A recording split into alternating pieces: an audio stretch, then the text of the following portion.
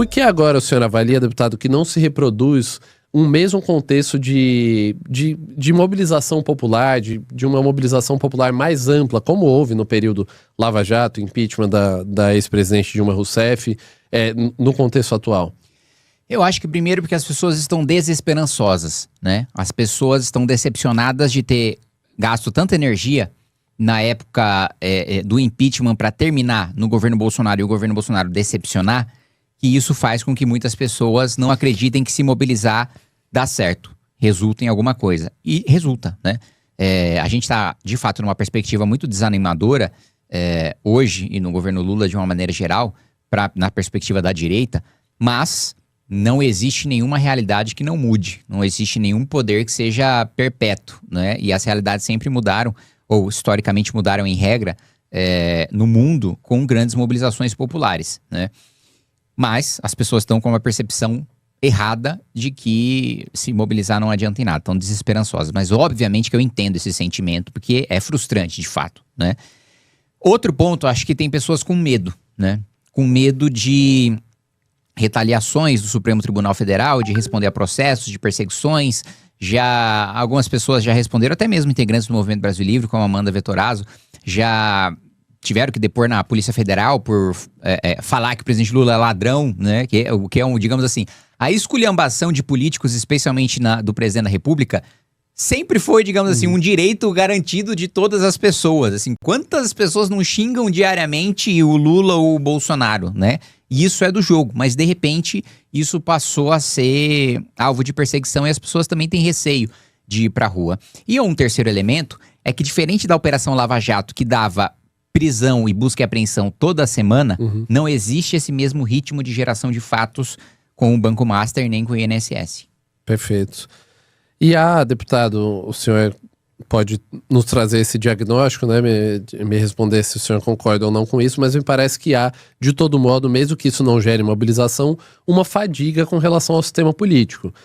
Algumas pesquisas aí recentes já mostraram que há altos índices de desaprovação não só do governo Lula, mas do trabalho do Supremo Tribunal Federal, do próprio Congresso Nacional. Existe essa fadiga gerada.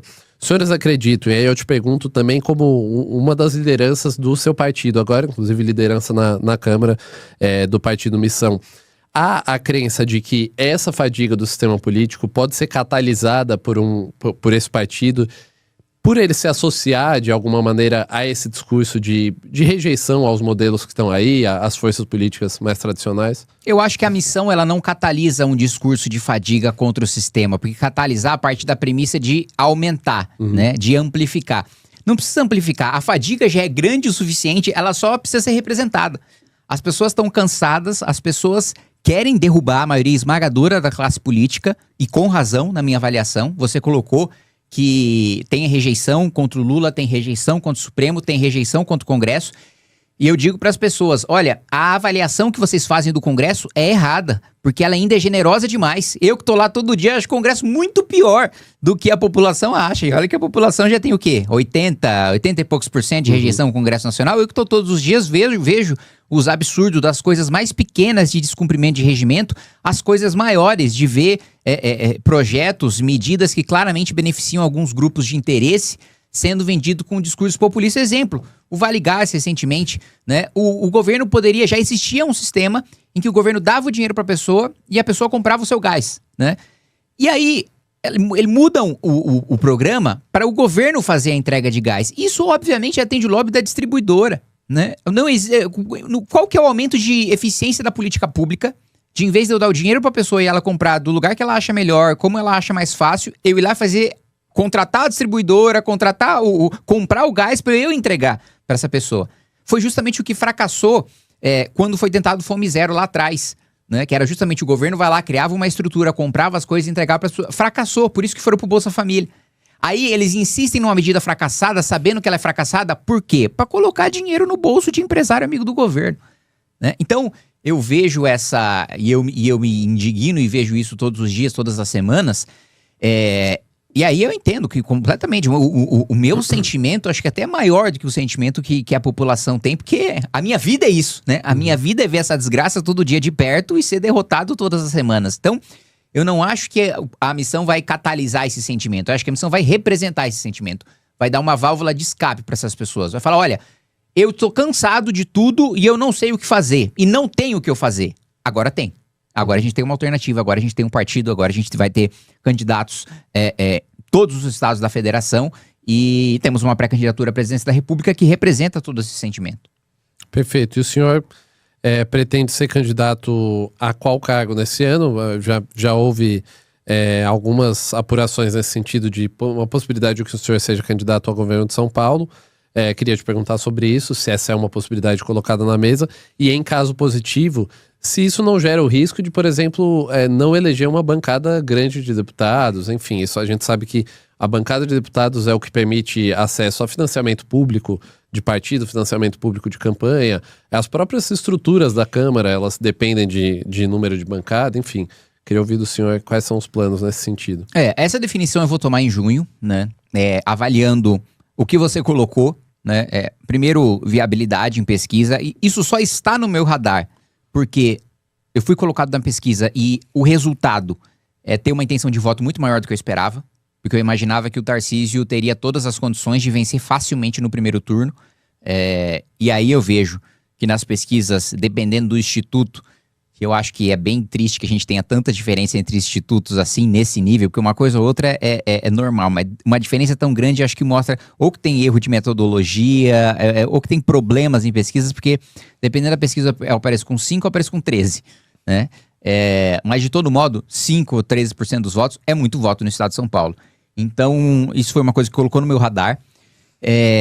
A gente vai precisar fazer essa avaliação de equilíbrio, né? Primeiro, se eu for disputar, eu vou disputar para ganhar. É improvável, é extremamente difícil, porque tem um governador no cargo, e sempre quem tá no cargo tende a ganhar a reeleição, e ainda mais quando tá no seu próprio espectro político, né?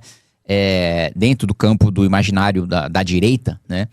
Mas difícil não é impossível. Extremamente difícil não é impossível. Então, análise de viabilidade e o que você colocou do quanto a minha eventual candidatura ao governo do estado pode, com a minha participação em debate na TV pela primeira vez, catalisar a imagem do partido, trazer voto de legenda e eventualmente até trazer mais votos para a chapa do que eu sendo candidato a deputado federal. Ou se não, ou se eu sendo candidato ao governo do estado, eu só, digamos assim, arrisco o partido a ficar com menos um deputado ou eventualmente até mais, se eu tiver uma votação maior que traga mais algum deputado. Essa é uma avaliação que a gente vai fazer em junho. Perfeito. Deputado, eu queria aproveitar que o senhor mencionou essa questão do favoritismo do governador Tarcísio, levantar uma questão com relação à segurança pública, né? O senhor, assim como colegas de partido, tem um discurso bastante duro de enfrentamento ao crime organizado.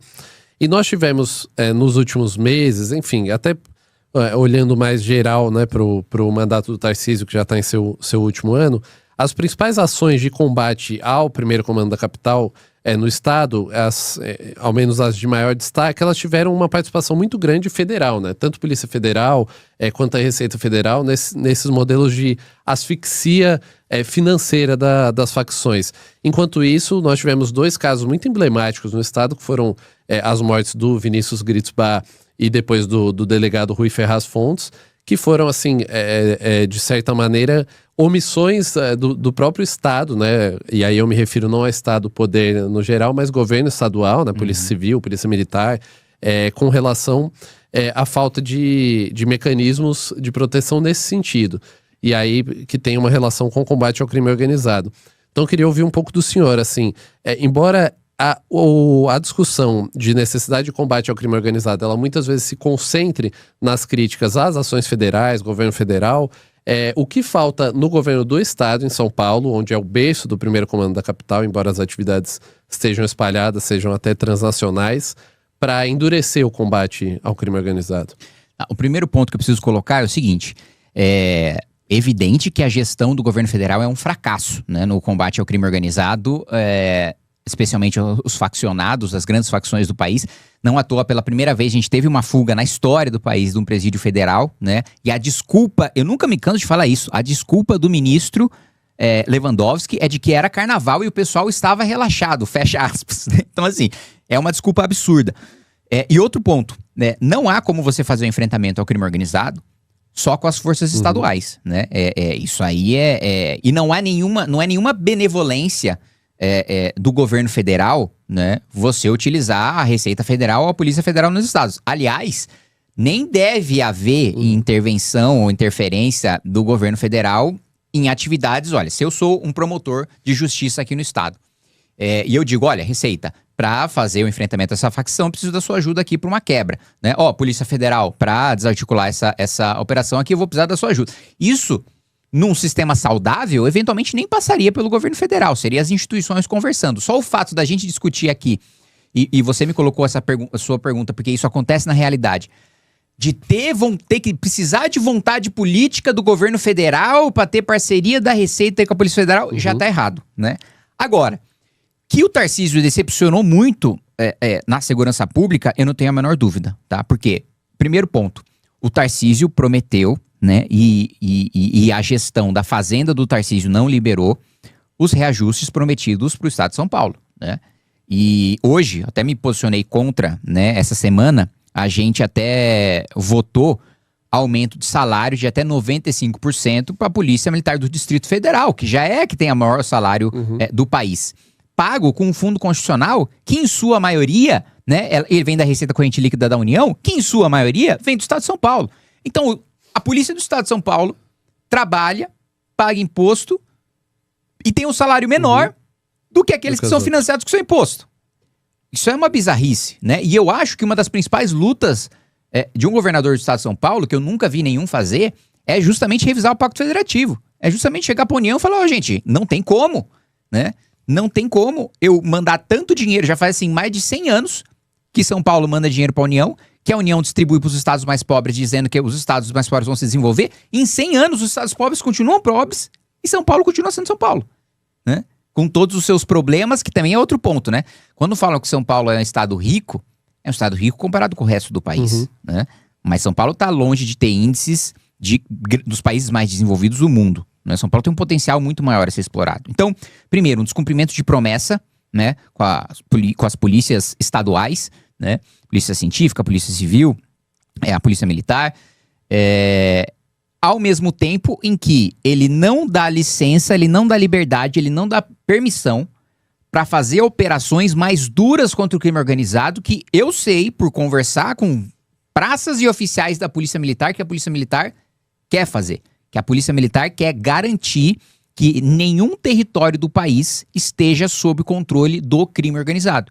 E o Tarcísio, com medo de apanhar de imprensa, de apanhar de ONG de direitos humanos, de apanhar de partidos de esquerda, não dá autorização para a tropa fazer o seu trabalho. Então, a falta de valorização, a falta de equipamentos e a falta de permissão para que ela faça o seu trabalho, eu acho que é uma deficiência fundamental do governo Tarcísio nesse enfrentamento. E nesse sentido, quando eu falo de estrutura, eu não estou só falando do crime organizado de canhão na cinta, eu estou falando de Faria Lima também. Né? A gente tem a REAG, por exemplo, que foi muito conhecida por causa das transações ali envolvendo o primeiro comando da capital. Tem muito fundo que, sim, todo o mercado diz que tem envolvimento com o crime organizado. As autoridades sabem. E o governador não vai pra cima? Sim, e isso pra mim é uma deficiência grave no enfrentamento do crime organizado. Vou te fazer uma pergunta que eu também fiz ao Renan Santos, presidente do seu partido Missão, quando ele esteve aqui. O processo histórico que gesta o Movimento Brasil Livre, ele começa ali em 2013, com a mobilização da classe média em protestos contra um sistema que era entendido como corrupto, ineficaz. Depois você tem as operações contra a corrupção, o impeachment da então presidente Dilma Rousseff e a popularização do pensamento conservador. Alguns anos depois, no ano em que nós estamos, 2026, o presidente da República, Luiz Inácio Lula da Silva, é um político distante desse espírito do tempo, dessas transformações que ocorreram. O senhor avalia que esse processo histórico se rompeu em algum momento e por quê? Se rompeu no governo de Jair Bolsonaro, né? O Bolsonaro, ele indevidamente tomou os créditos pelo impeachment. Todo o processo histórico do impeachment levaria a uma liderança de direita, né, antissistema, né, fora do desenho PSDB-PT, para ascender ao poder e para matar essa polarização entre PSDB e PT, e o PT estava absolutamente destruído, e era para ele ter permanecido destruído se não fosse Bolsonaro reviver, né? Bolsonaro, primeiro, isso os próprios ministros e os próprios senadores e deputados bolsonaristas falam, né? Muito poucos publicamente, mas todos nos bastidores, né? Que o Bolsonaro perdeu para ele mesmo, né? não tem uma maioria de eleitores lulistas para levar o Lula ao poder. O Bolsonaro, ele perdeu apoio dentro do próprio, digamos assim, reduto eleitoral da direita, no centro-oeste e no sudeste, né? Bolsonaro não perdeu porque o Lula ganhou de lavada no Nordeste. O PT sempre ganha no Nordeste. A diferença de votos estava no estado de São Paulo. Sim. No estado de São Paulo, o Jair Bolsonaro teve milhões de votos a menos. Por quê? Porque ele traiu as suas próprias promessas de campanha de sustentar o enfrentamento à corrupção. Porque se ele tivesse, assim, o primeiro ponto que a gente sempre fala, fica até cansativo de tanto que a gente bate nisso, mas é tão importante que não dá pra não falar, a nomeação de um petista para a Procuradoria-Geral da República, que acabou não só com a Lava Jato, ele acabou com todas as operações contra a corrupção no país, ele proibiu o modelo de força-tarefa da Lava Jato. Nomeação do Bolsonaro.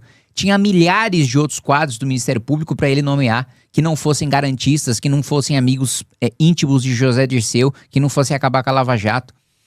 Cássio Nunes para o Supremo, tinha milhares de juristas qualificados, conservadores. Eu me lembro até na época que se ventilou o nome do Ives Gandra, alguém muito mais alinhado com a pauta da direita do que... O Cássio Nunes, ele é digamos assim, um ministro do centrão, né? Ele não tem... Primeiro que ele não tem jurisprudência, uma atuação jurídica que o elevasse ao cargo de ministro supremo, ainda mais um alinhamento com a necessidade da direita de colocar um freio em abusos do Supremo naquela época cometidos contra o direito do parlamento de legislar, mas também em algumas ocasiões em relação ao executivo, né? E ele, no final das contas, acaba sendo refém de uma situação que ele próprio criou, né?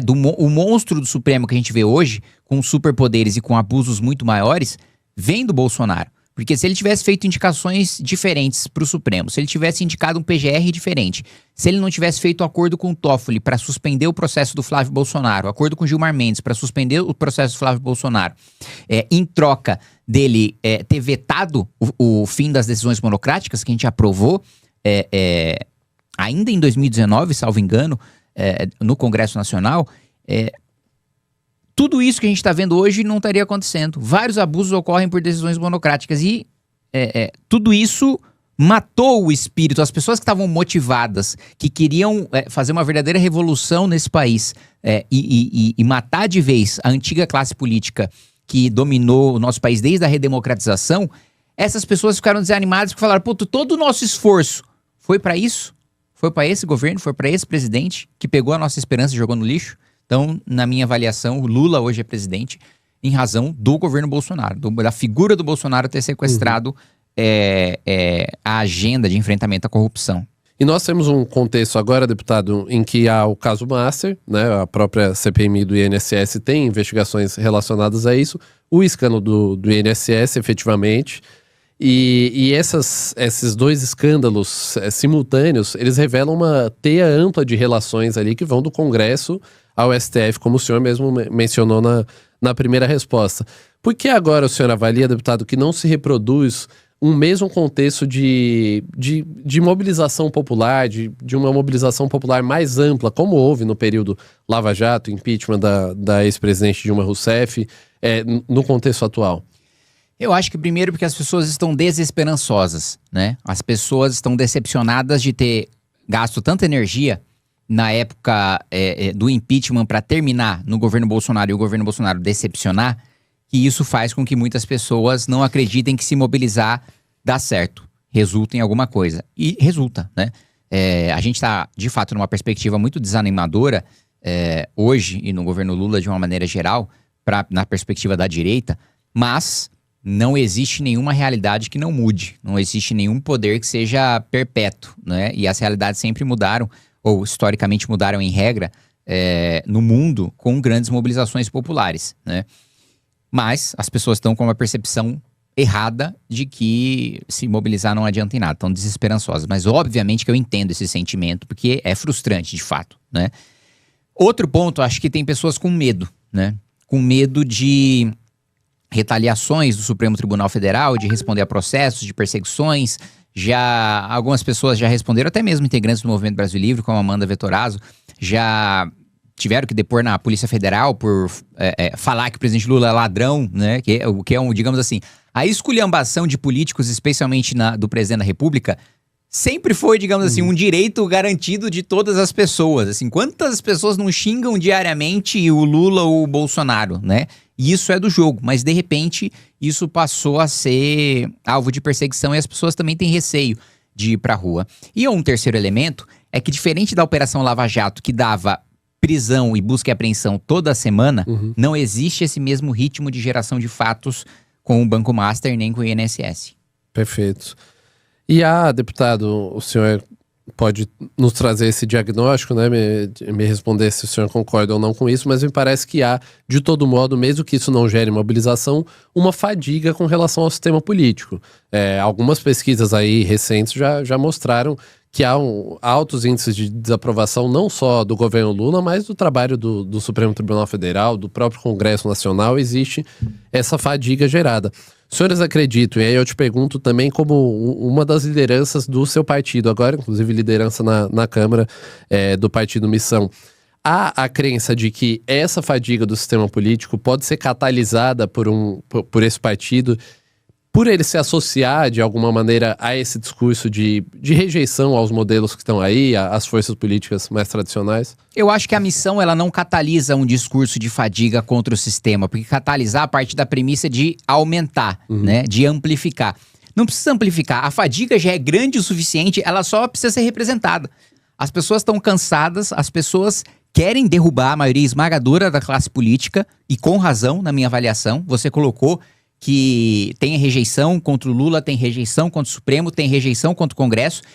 E eu digo para as pessoas, olha, a avaliação que vocês fazem do Congresso é errada, porque ela ainda é generosa demais. Eu que tô lá todo dia acho o Congresso muito pior do que a população acha. E olha que a população já tem o quê? 80 e poucos % de rejeição no Congresso Nacional. Eu que tô todos os dias vejo os absurdos das coisas mais pequenas de descumprimento de regimento, as coisas maiores de ver projetos, medidas que claramente beneficiam alguns grupos de interesse sendo vendido com um discurso populista. Exemplo, o Vale Gás recentemente, né? O governo poderia, já existia um sistema em que o governo dava o dinheiro para a pessoa e a pessoa comprava o seu gás, né? E aí, eles mudam o programa para o governo fazer a entrega de gás. Isso, obviamente, atende o lobby da distribuidora, né? Qual que é o aumento de eficiência da política pública?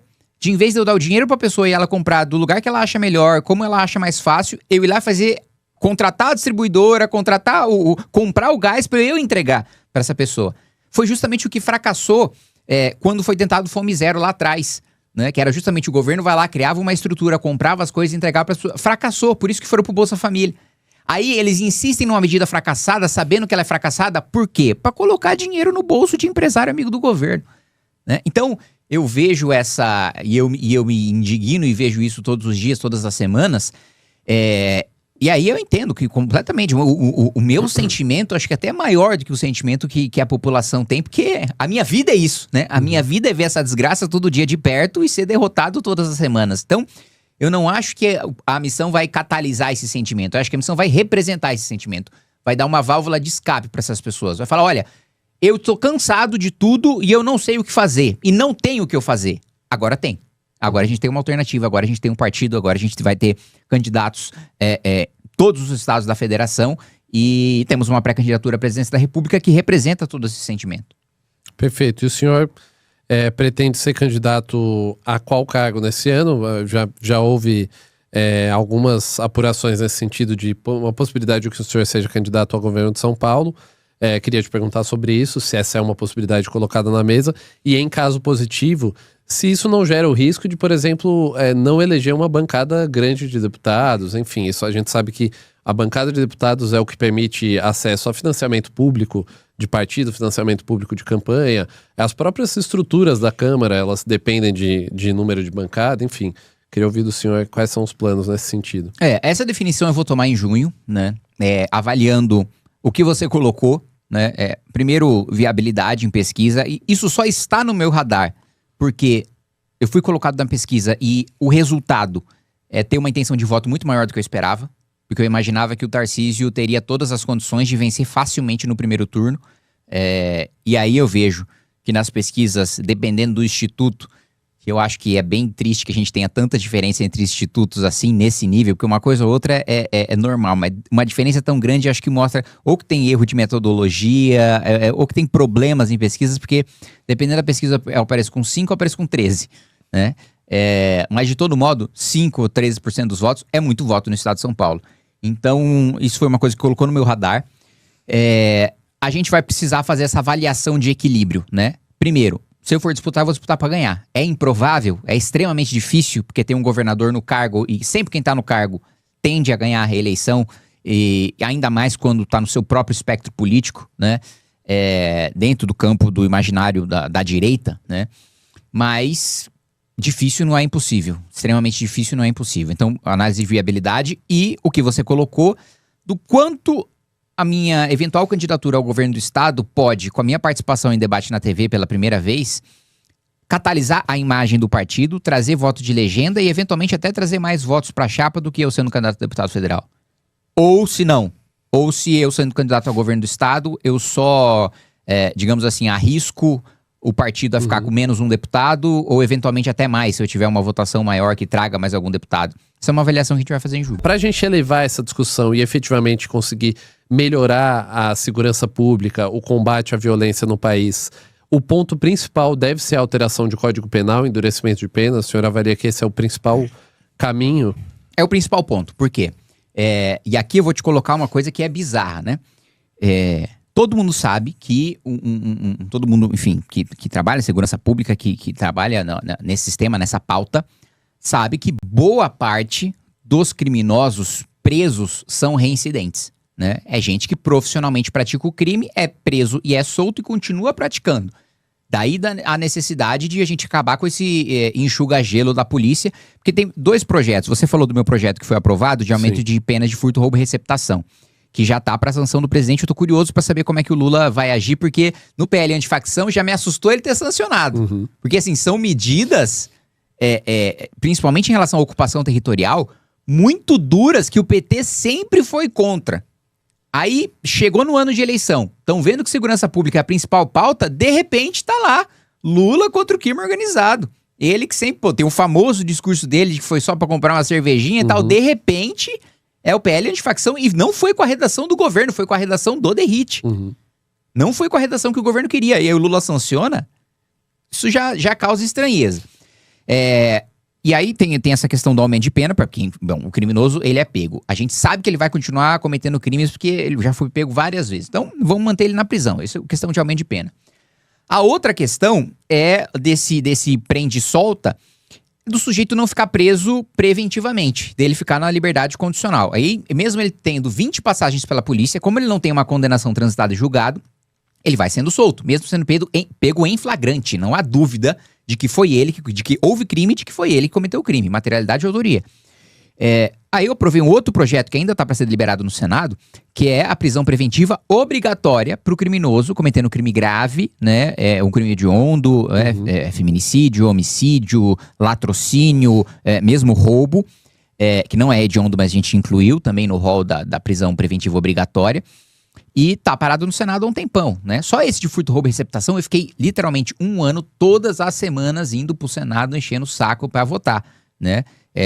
O presidente Davi Alcolumbre até falou de forma irônica quando pautou, né? Graças à persistência, resiliência e tal, na prática ele tava fazendo um desabafo, que não aguentava mais eu enchendo o saco lá. Então, são medidas fundamentais, porque existe hoje um trabalho efetivo, principalmente em prisões em flagrante da Polícia Militar, que é jogado no lixo porque o sujeito é solto, por causa dos nossos benefícios processuais e por causa E eu nem digo que as nossas penas são baixas, mas elas se tornam baixas na prática por causa dos benefícios processuais, da progressão da conversão em pena em restritiva de direitos, por aí vai. Perfeito, deputado. Essa questão da insegurança, né, o sentimento generalizado de insegurança. Outro ponto, a falta de perspectiva econômica. São algumas questões que estão em discussão.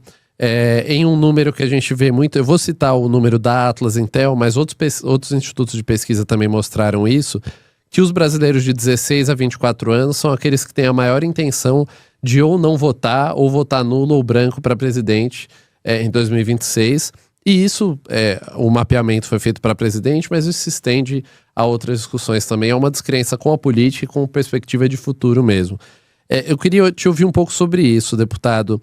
Assim, para além de Renan Santos, ou Flávio Bolsonaro, ou Luiz Inácio Lula da Silva, fato é que há uma crise de representatividade e um sentimento de falta de perspectiva mesmo nessa geração de brasileiros de 16 a 24 anos, nesses brasileiros que estão agora iniciando o mercado de trabalho, a sua área de formação, enfim. Como é possível construir pela política uma perspectiva para esse setor, essa faixa etária dos brasileiros? Eu acho que a gente está sendo muito competente em construir representatividade porque assim, não é muito difícil para a gente representar as gerações mais novas, porque nós somos uma geração mais nova, né? Não à toa o Renan foi o candidato que mais cresceu, né, entre quem tem 16 e 24 anos de idade. Porque nós sabemos o que nós queremos, o que a nossa geração quer, né? E o Renan só não tem mais intenção de voto entre os jovens porque ele não é tão conhecido. Mas o próprio Palácio do Planalto, a campanha do Lula, está preocupada porque o Lula foi aquele que mais caiu entre os mais jovens e o Renan foi aquele que mais subiu. Então, pela primeira vez, por causa dessa última pesquisa que colocou o Renan com 5%, o Lula está se preocupando, falando, pô, mas o que é isso aí que está corroendo, né, o apoio na juventude? E outra coisa, você colocou dos nulos e brancos, eu não tenho a menor dúvida de que eles vão reduzir radicalmente em prol da candidatura do Renan, uma vez que eles conheçam. Porque o Renan, ele é o quadro menos conhecido de todos nós do MBL, dos quadros nacionais, né? Ele é menos conhecido que eu, que a Amanda, que o Guto, né? Então, é a primeira eleição que ele disputa. Então, e no final do ano, né, ele será o mais conhecido de todos nós, de longe. Ele será a nossa maior liderança em tamanho, em conhecimento, né, em engajamento de todos nós. Então, a nossa perspectiva é muito boa porque o índice de conhece e vota do Renan é muito alto, né? Então, poucas pessoas conhecem, mas as poucas que conhecem votam, maioria esmagadora.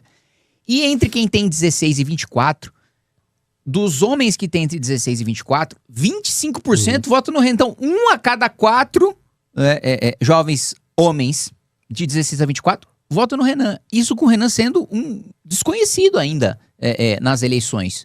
Então, nós representamos essa geração com muita competência, porque nós somos dessa geração, porque nós sabemos o que nós queremos e porque a gente se prepara e a gente leva a política como uma missão, né? Sem querer fazer um trocadilho aqui com o nome do partido, mas como um sacerdócio, como um fardo e não um privilégio para a gente se locupletar do poder. Perfeito. E um dos pontos para isso, deputado, é admitir que houve... Essa é uma discussão que você e outros integrantes do partido têm travado há um tempo, e eu queria te ouvir um pouco mais sobre isso. Um dos pontos para representar essa geração que se sente pouco representada é admitir algumas falhas desse sistema, e aí eu quero chegar efetivamente na questão. O Pacto da Constituição de 88, que é o que tem norteado a política até aqui, não só em preceitos, mas em nomes mesmo, né? Os candidatos que estão aí, os políticos principais que estão aí, já estavam lá quando esse pacto foi firmado. Esse pacto falhou, ele já é possível reconhecer isso na avaliação? Ele nasceu morto já. A Constituição de 88, ela já foi mal desenhada, não é nem que ela representava o espírito do tempo e funcionava à época, ela já não funcionava à época, né? Há pelo menos 40 anos, o Brasil é um fracasso com raríssimas exceções, todas as áreas, né? A gente apanha no atendimento à saúde, principalmente na saúde primária, média alta complexidade até, pelo menos o Sistema Único de Saúde em São Paulo, média alta complexidade, funciona relativamente bem, com uma fila grande por causa do fracasso do atendimento básico, né, primário, principalmente em relação às prefeituras. Mas em saúde, assim, os nossos índices são péssimos e tiveram uma evolução muito medíocre em relação a outros países em desenvolvimento. Educação nem se fala. Educação, eu fico especialmente triste porque eu conheço mais profundamente, porque fui presidente da comissão, de ver, assim, nos últimos 40 anos, é difícil encontrar algum país no mesmo status do Brasil, emergente, que tenha ficado tão estagnado quanto a gente, né?